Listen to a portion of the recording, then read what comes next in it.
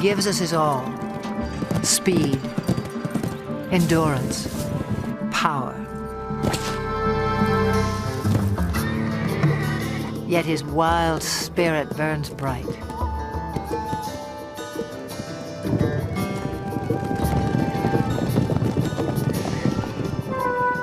Spark of ancient myth, pride of king and conqueror.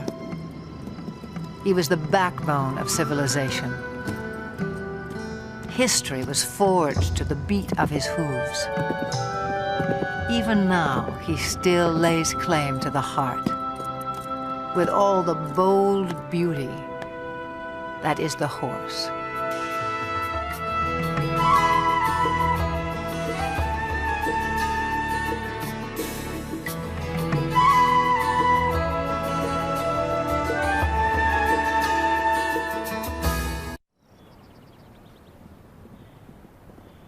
Summer sets off fireworks in the mountains of southern Montana. Spurred by heat and hunger, wild horses converge on the cool green heights, and sparks begin to fly.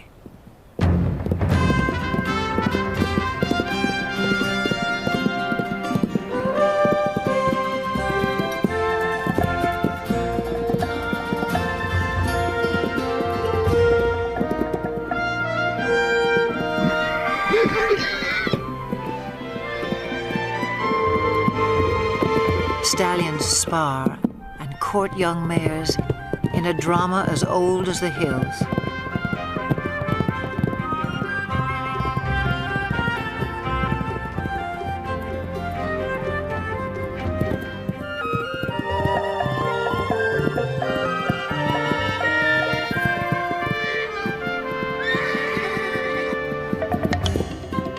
The Mustang has become a symbol of the American West.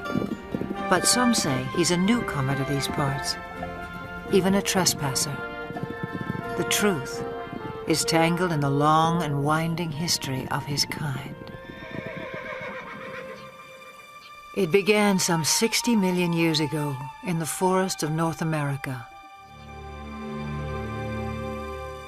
Living on leaves, a creature the size of a fox walks the underbrush on padded toes. In time, forests give way to grassy plains. Legs grow long and toes become nimble hooves in a body built for speed.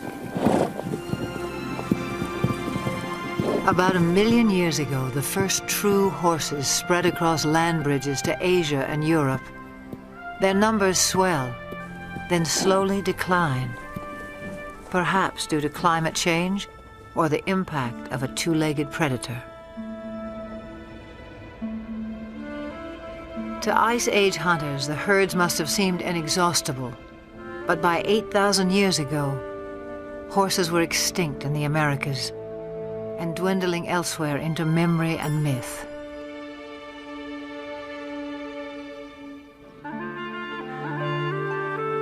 Then somewhere on the steppes of Eurasia, at least 4,000 years ago, the horse inspired someone as more than just a meal. It may have begun as a shaman's ritual or a reckless teenage prank. But some brave soul took a quantum leap and changed the world forever.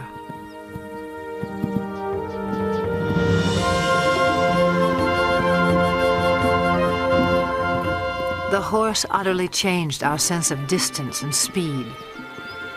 He carried us forward in space and time and made our world smaller. Great equestrian cultures arose and thundered across antiquity. Today, most have vanished, but here on the steppes of Mongolia, little has changed since the time when the horse became a way of life. Nomads still measure their wealth in livestock and move vast herds with the seasons.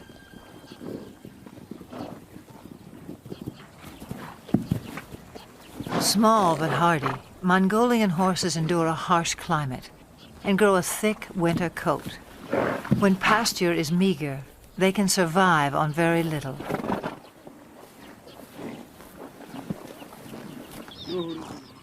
Mongolian nomads also herd sheep, goats, and cows, but horses are their greatest pride. Revered, they are largely reserved for riding, and one other important role. Mongolia's national drink, called Irak, is fermented mare's milk. Life in the saddle begins early, in keeping with a local proverb. A Mongolian without a horse is like a bird without wings.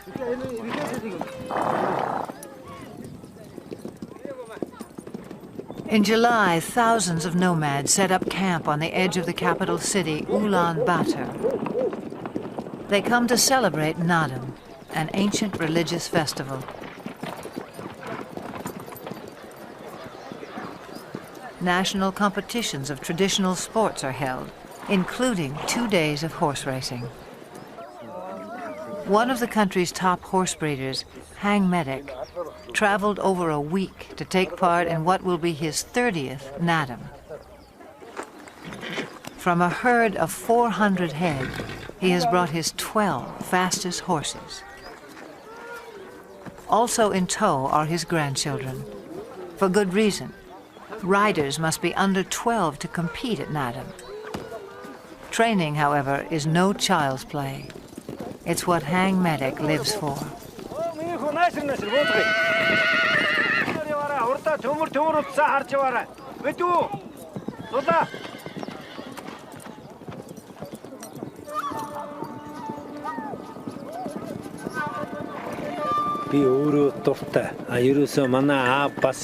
Horse training is a passion. My father was a great trainer, and he passed that on to me. It's the same for most Mongolian people. We compete at Naadam to see who has the best horse, and because we're so proud of our horses. A fine racehorse is a symbol of good luck and happiness.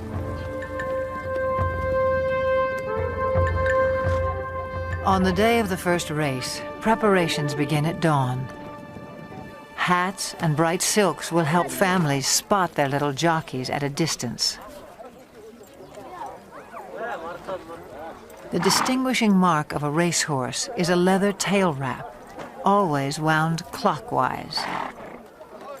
Forelocks are also bound. Hang Medic enhances the look with a charm bearing Mongolia's national emblem.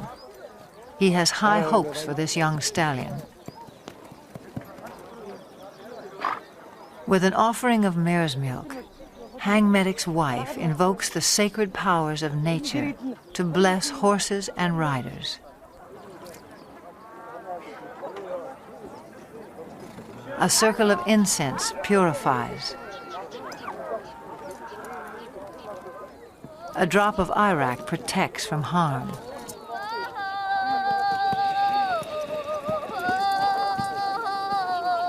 An ancient Buddhist chant rings out for luck.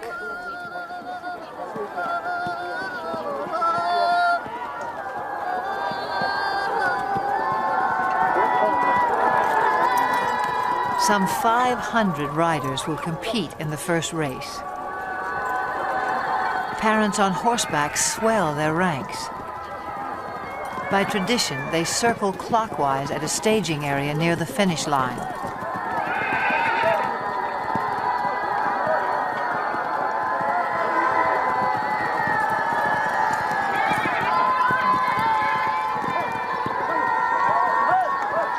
But the running of the race is not yet at hand. The starting point lies more than 15 miles away in the open steppe.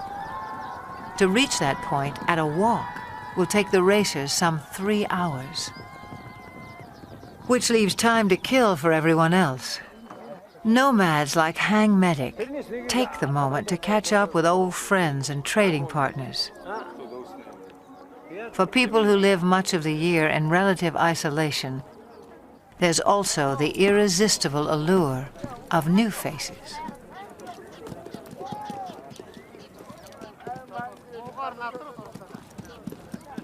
For now, small talk belies the drama that's erupting miles away. As 500 horses reach the starting point, and the race begins.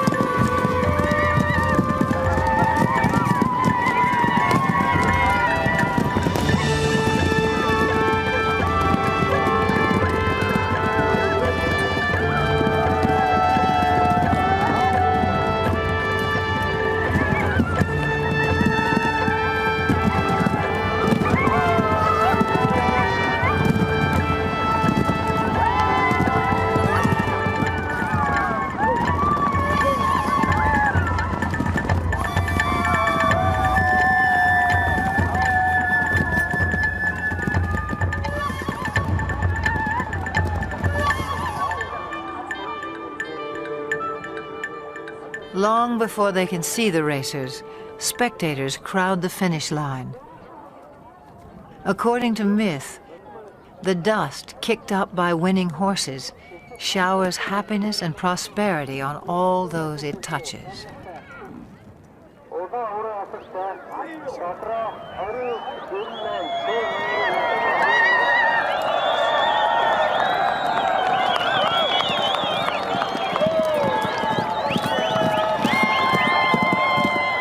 Frontrunners have been galloping for nearly 30 minutes. By Western standards, this might qualify as an extreme sport. But these are the descendants of Genghis Khan, who forged the largest land empire ever known on horseback.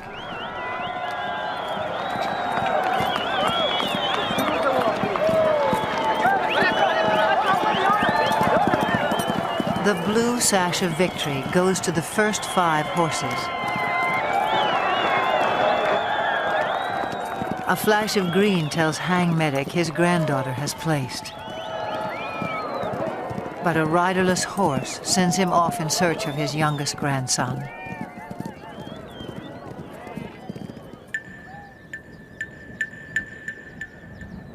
After an initial flurry, racers trickle in for another hour.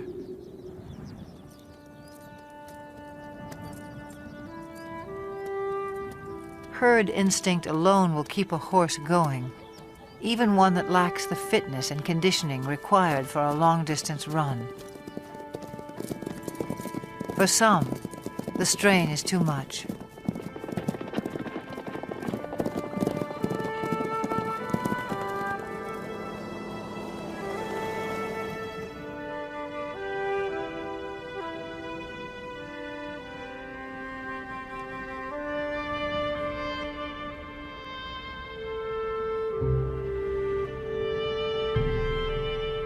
When a horse dies on the racetrack, the trainer is dishonored.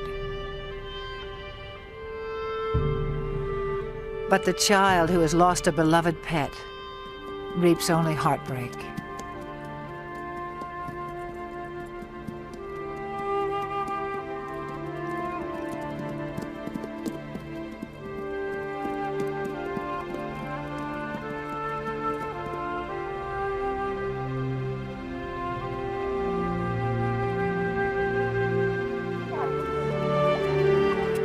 A fall near the starting point dashed the hopes of Hang Medic's grandson.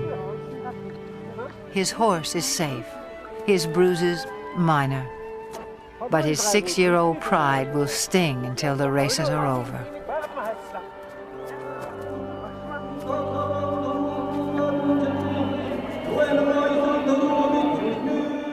Nadam concludes in the National Stadium. with a parade of champions. Hang Medic is twice a winner. His grandchildren take 2 of his horses through their victory laps.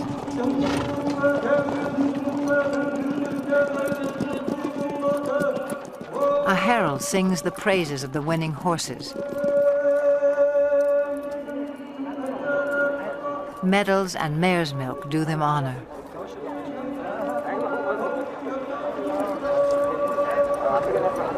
But for each little rider, the highlight is a kiss from the president of Mongolia.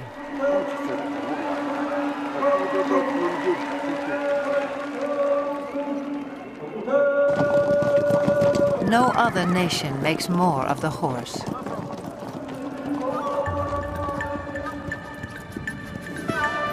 Fiery steed, faithful servant. He is all good things to the Mongolian people. In return, they may succeed in saving the last truly wild horse on Earth. Before the rise of civilization, his kind ranged throughout Asia and Europe. Alert and aggressive, they were elusive prey with their camouflage of tawny coat, their upright two-toned mane. These horses were already rare in 1878, when Russian explorer Nikolai Przewalski returned from Mongolia. He carried a skull and hide that would prompt the announcement of a new species.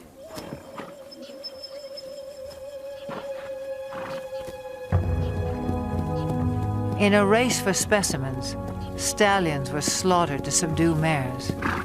Mares were killed to secure foals. Dozens died en route to zoos and animal collectors in the West.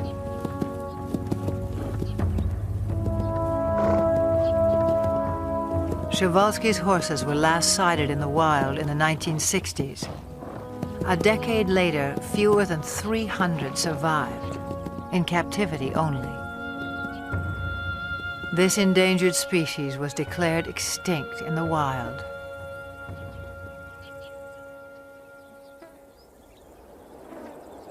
In 1992, 16 Przewalski horses from European reserves touched down in Ulaanbaatar.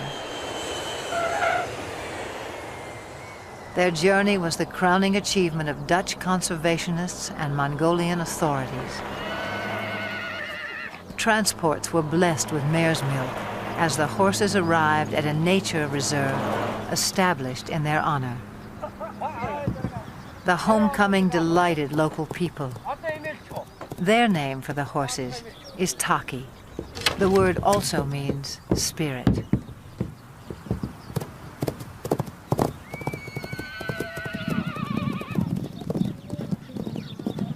Today, some 80 free spirits roam 120,000 acres under watchful eyes.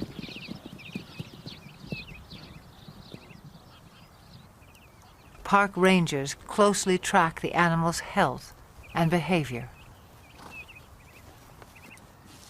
Breeding success is high. 2 generations have been born in the reserve. To increase the gene pool, horses are still brought in from the West.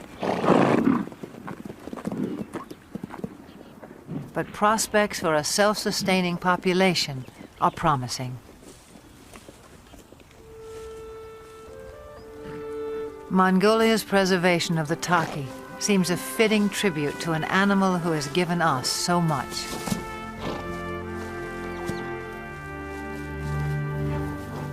Domesticated, the horse revolutionized our world, but in the process, he was also transformed.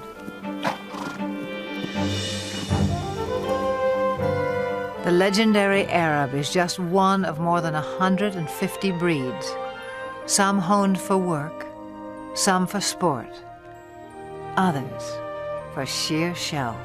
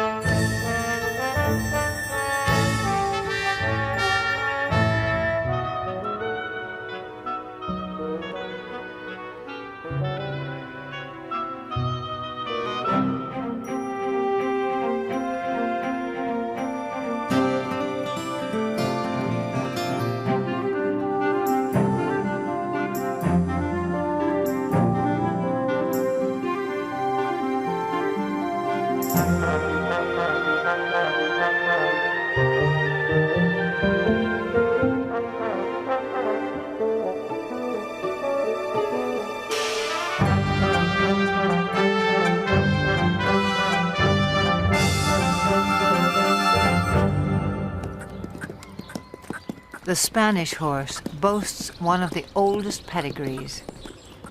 His speed and stamina were praised by the Romans. The famous Spanish riding school in Vienna was founded in his name.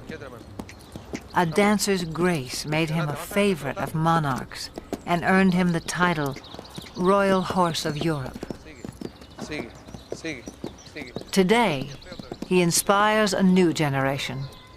At the Royal Andalusian School of Equestrian Art in the town of Jerez in southern Spain. Few gain admission here.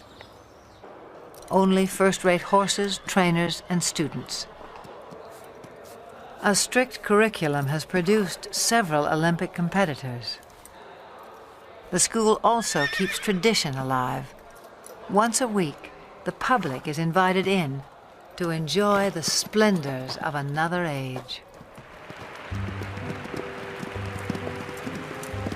In 18th century costume, riders recreate the height of classical horsemanship as it was practiced throughout the courts of Europe.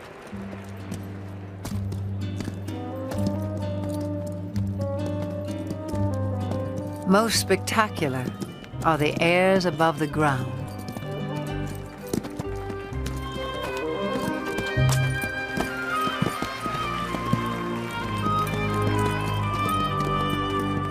Horses naturally leap and kick when fighting. Centuries ago, cavalry mounts were trained to perform these moves in battle.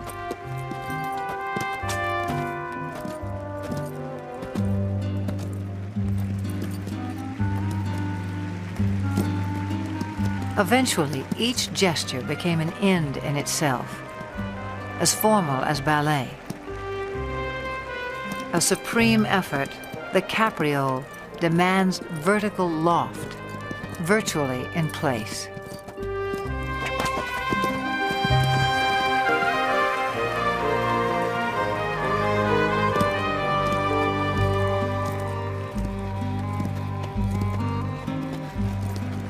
Few can perform this exacting dance with the power and precision of the Spanish horse. The purity of the breed is proudly protected in Spain, yet his bloodlines extend far and wide.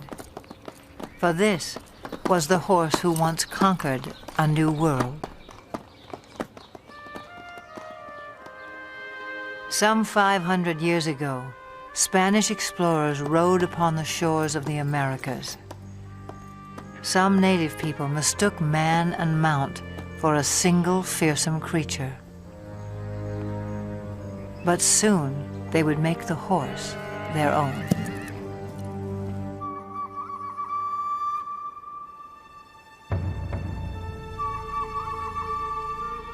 Through stealth and trade, Native Americans embraced the horse.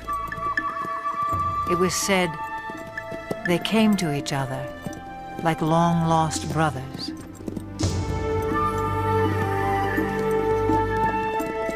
Some called him Sky Dog. He opened vast horizons in this life and haunted their visions of the afterlife. But this cult of the horse would not last. By the 19th century, Native Americans had been robbed of land and livelihood. Their beloved sky dogs were shot or simply set loose. Scores of Indian ponies joined strays and runaways, already thriving in the wilderness. By 1900, over 1 million horses roamed the American West. But not for long. To make way for cattle and sheep, public lands were cleared of animals considered worthless pests. They were slaughtered by the thousands for pet food, fertilizer, and mere sport. In the 1950s, public outcry denounced the abuses. Still, numbers had dropped below 20,000 by 1971, when a federal law was finally passed to protect the wild horse. as a living symbol of the pioneer spirit of the West.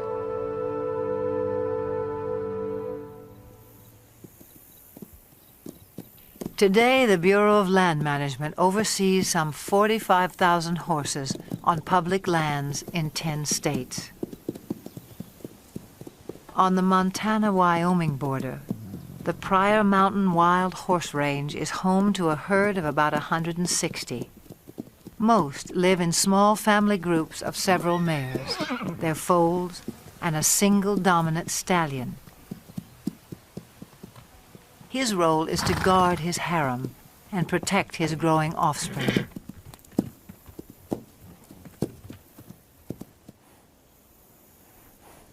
This stallion, known as Raven, is one of the most dominant on the range. A heap of fresh droppings called a stud pile alerts him that potential rivals may be in the vicinity.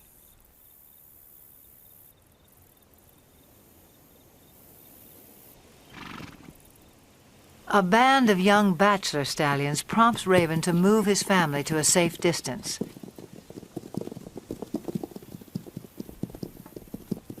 Then he advances on the intruders, and confrontation becomes inevitable.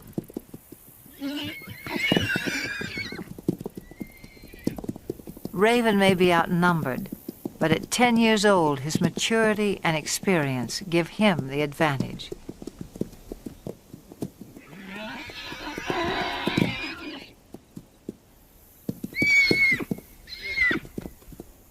As he enters the fray, his band stays put on the sidelines.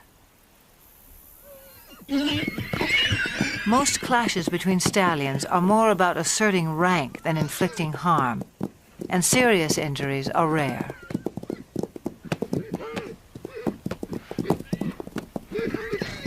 In the end, the bachelors move on unscathed but chastened, and Raven returns to his mares.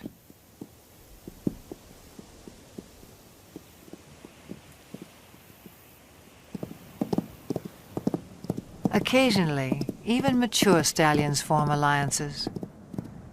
A stud named Starman acts as a subordinate or lieutenant stallion to Flash, who has a mare and foal of his own.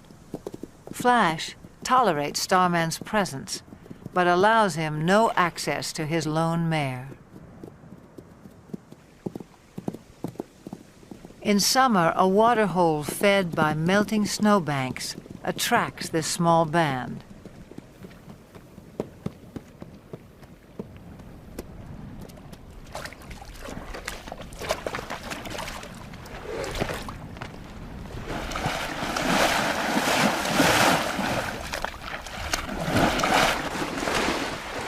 The mare enjoys a soothing mud bath, while her 3-month-old foal plays with the idea. But for now, the water holds no appeal for Flash's lieutenant stallion. Starman picks up the scent of another mare and sets off in hot pursuit.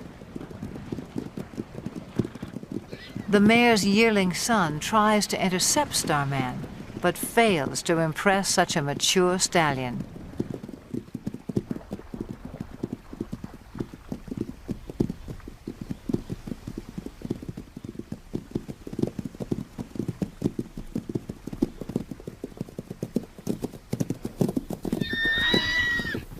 This mare's own stallion must be just out of sight, a boon for Starman. Still, she rejects his advances.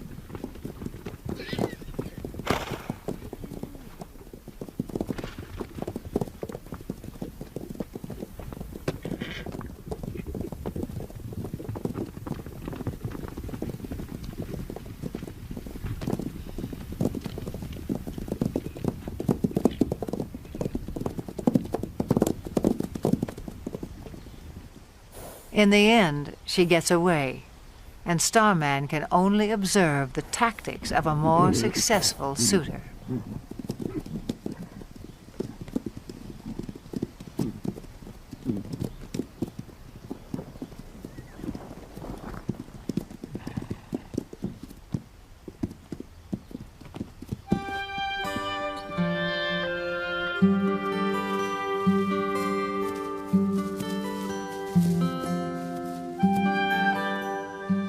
times, the Pryor Mountains seem heaven on earth for horses. Though much of the terrain is arid and winters are harsh, summer pastures can be glorious.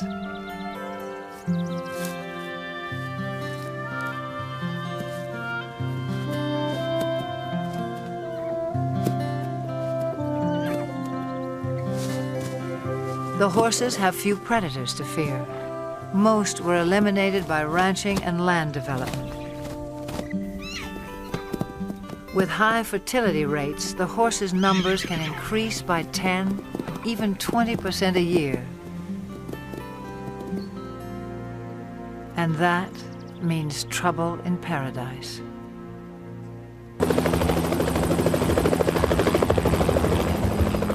In the last 3 decades, the Bureau of Land Management has removed more than 100,000 wild horses from the range. The roundups are intended to protect public lands from overgrazing and ensure the health of the herds.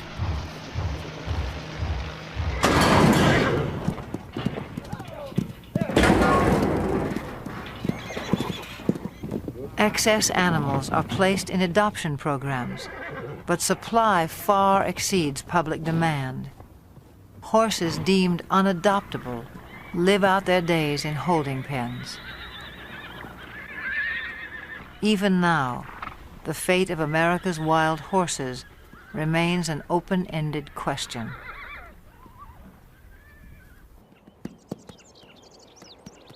Some 4,000 years of domestication have failed to deprive the horse of his wild instincts. His natural impulse is to flee the company of humans. Brian Newbert makes a living, not breaking, but in his words, starting wild or green horses. This 2-year-old quarter horse stud, born on the open range, has never been handled. On his ranch in Northern California, Brian is about to make first contact.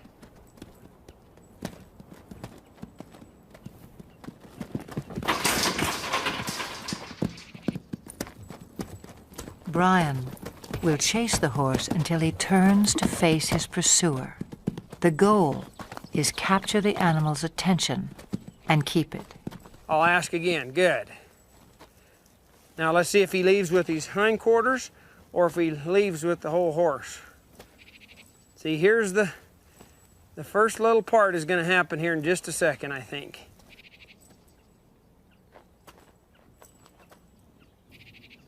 Subtle shifts of body language keep the horse focused on Brian. If his attention wanders, I might see if I can get another step closer. As long as he's doing that, I'll just let that soak in. And I'll take another step. And I'll take another one here. He's having trouble with it, but he's trying.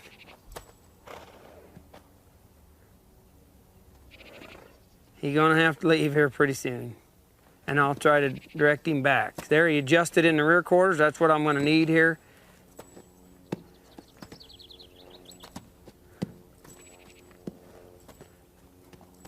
Within about 15 minutes, the young stallion has mastered the maneuver.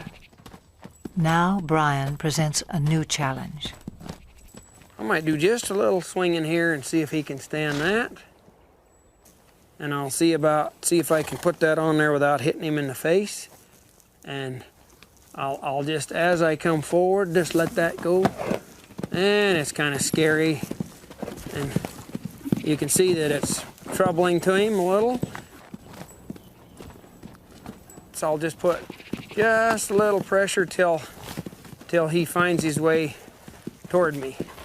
See, he keeps thinking his answer is out of here, but the answer's right there. The horse turns to Brian for reassurance, a critical breakthrough. Now he might reach for me.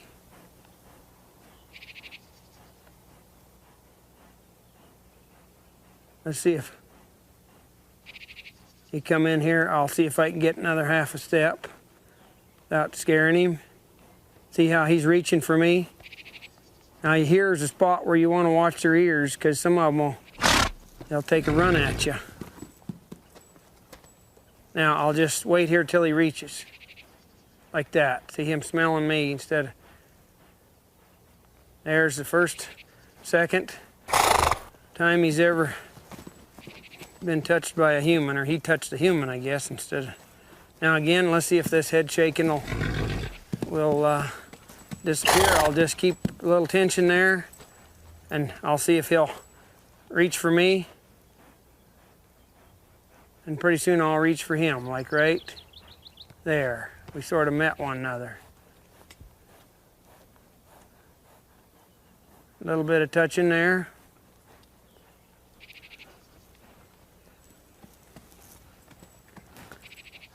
A little bit more here. See, he's finding out he can touch me and reach for me now. In a horse, there's a spot in there where they can just turn loose emotionally.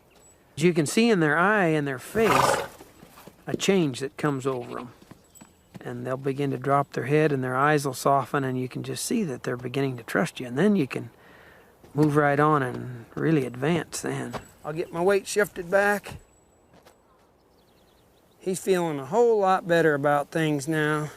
He's finding out I can touch him and he won't get hurt. Less than half an hour after the first touch, Brian tests the saddle. It's kind of important to swing this on so that it doesn't hit him.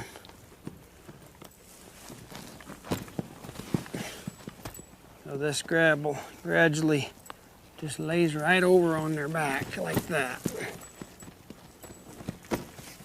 I don't mind seeing one buck with the saddle, because being a prey animal, that's his responsibility to not let anything stay up there. That's where the predator has the best advantage. If he can get above and stay with them, then he can have himself a meal. Pretty dreamy now, but we'll see what he's like when he feels that saddle on there. I'd rather he test the saddle out before I get on than after I get up there. Now I'm going to move him off, but ever so softly, if I can. I'm not trying to make him buck.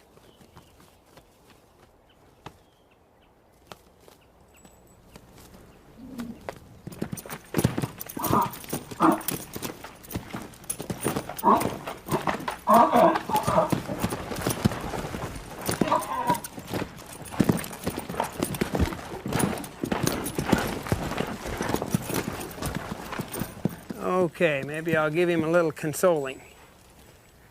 Did you get scared, Bolly?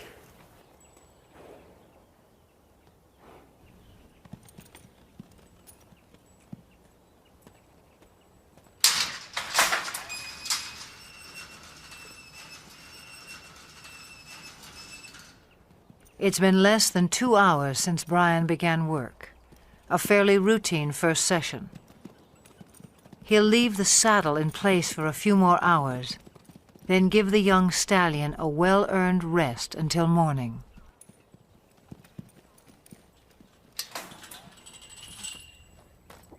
Yesterday's fear gives way to recognition and trust. Today will be another turning point. Social animals feel safest in a group.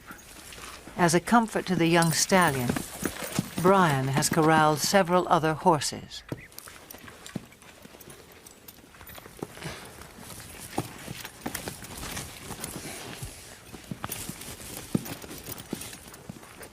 See, if he wiggles, I'll just wait here till he stands put. Pet him over here as if it was my leg, and maybe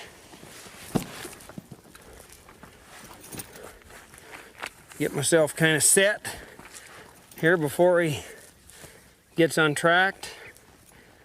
I might let him go right out that way. And I'll just ask him to go. If he gets up set, if he gets scared, wants to run, I'll just try to go with him.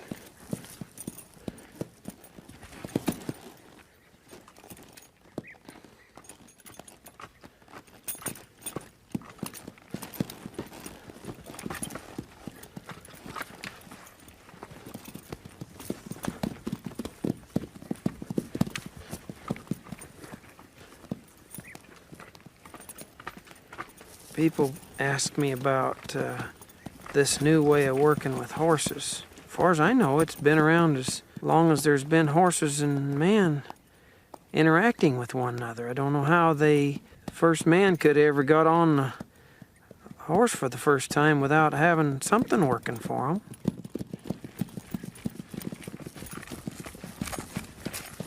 I'll get a little bolder as he gets a little more confidence.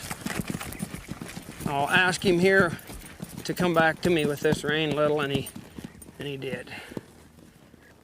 The young stallion's first ride lasts no more than 15 minutes and prompts a simple reward.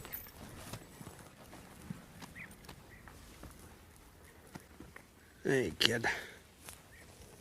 This just kind of soothes them sometimes. Give them a little hugging. This is a place where a lot of them just can't stand you have you that close.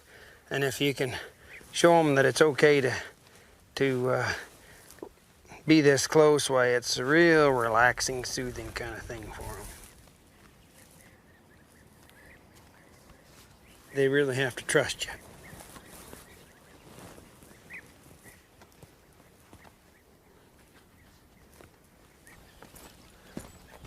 By day 3, it's time to abandon the security of the corral. A whole new life is beginning for the young stallion. He gets to trust me a whole lot more today, I see. And Brian is left to ponder an age-old mystery about the nature of horses.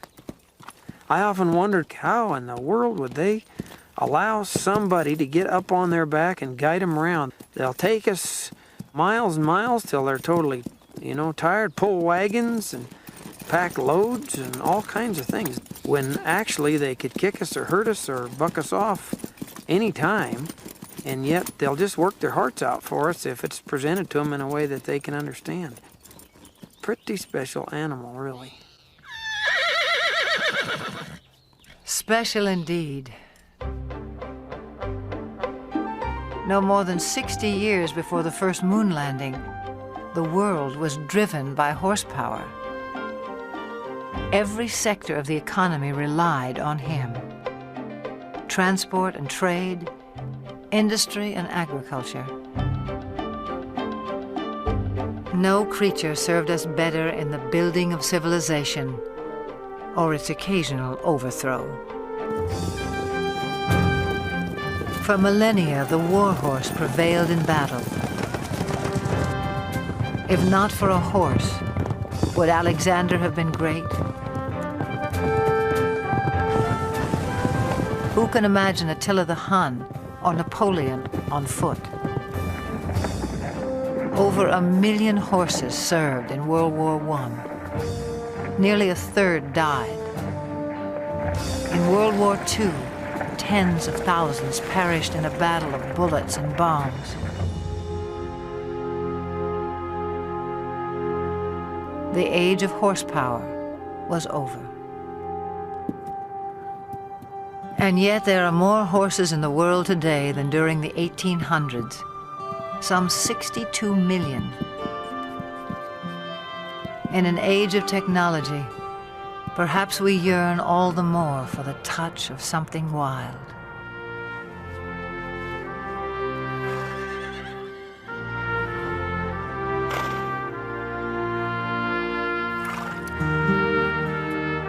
The horse is no longer changing our world, but he can still change lives, one at a time. In central Georgia, Carol Woolley has loved horses since she was a child. In 1995, a friend told her about an old school horse who had seen better days as a fox hunter and jumper. His name was Carousel, and he needed a home. Carousel was in his mid to late 20s, a little lame, about 100 pounds overweight. He was a little sway back, just a good, quiet lesson pony. You like a goodie? Carol took good care of him. Local children rode him. Soon, Carousel was a favorite. In 1996, 2 weeks after the Summer Olympic Games, the Paralympics came to Atlanta. Some 3,500 athletes attended. For the first time, equestrian events were included. 16 nations sent teams. It was up to event organizers to provide horses for 62 athletes with a wide range of disabilities.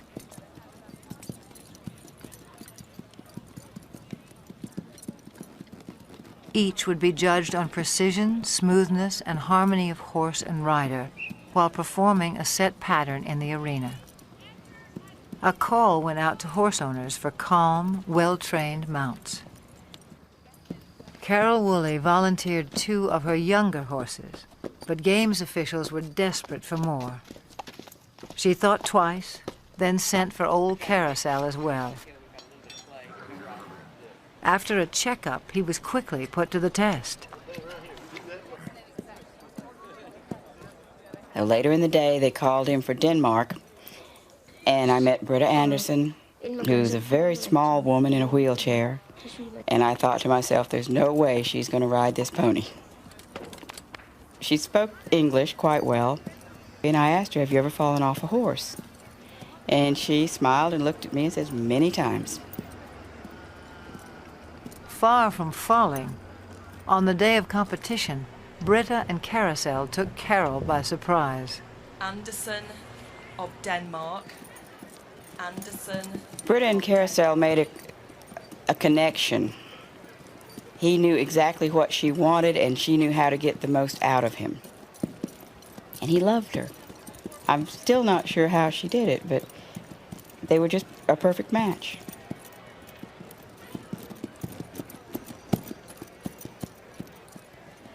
The judges agreed.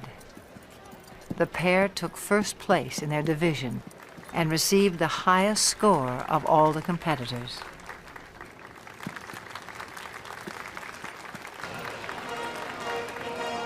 From Denmark, Britta Anderson, riding Midland's Carousel, owned by Carol Woolley. When they won the gold medal, it was this little pony and a horse trainer from nowhere, and a world-class rider. And the thought that they actually won that gold and they earned it, it was probably one of the high points of my life.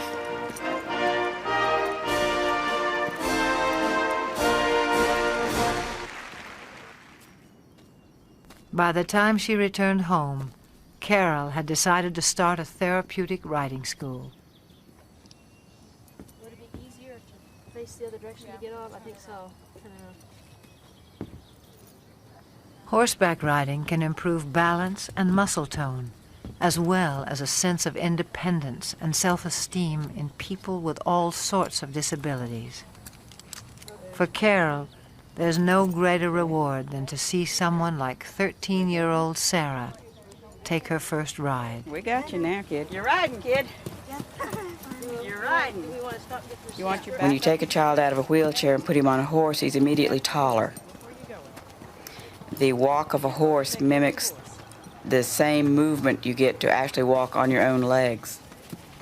It gives them a freedom of mobility. It gives them control over something that they may have never known before. They can control where they're going.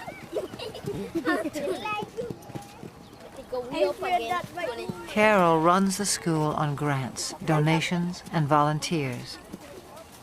And Carousel heads her fleet of gentle horses past their prime. In August of 1998, at a regional show for riders with disabilities, Carol decides to send Carousel into the arena one last time. 9-year-old Sean Donaldson, one of Carol's top students, has never competed before.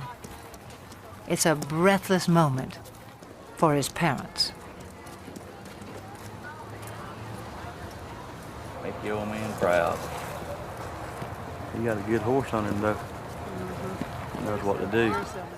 Young boy and old horse are picture perfect and take a blue ribbon, In first place, Sean Donaldson from Paris. A first for Sean, a final trophy for Carousel.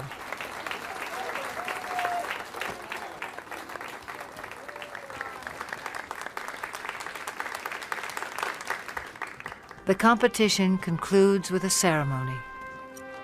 As a symbol of retirement, Carol removes the saddle from a little horse of unknown breeding who has meant so much to so many.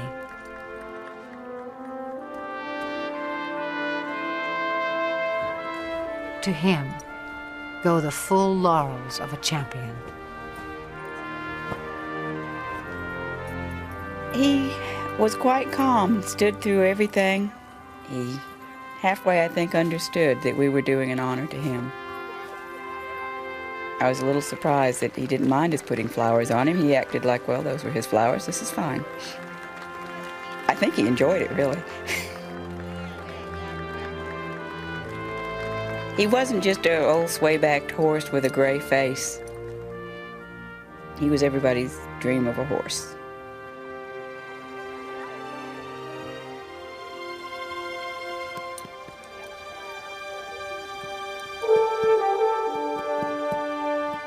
He's served everyone that's ever owned him, every place he's been.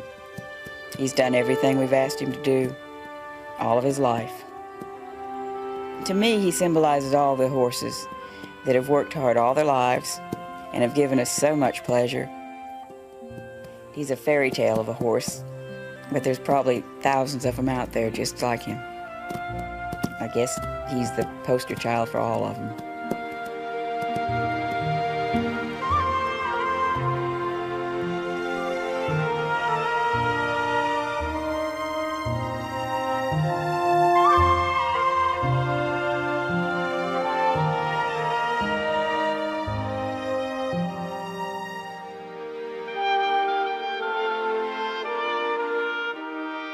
For all they have done for us, for all that they are, may they always have green pastures, each and every one.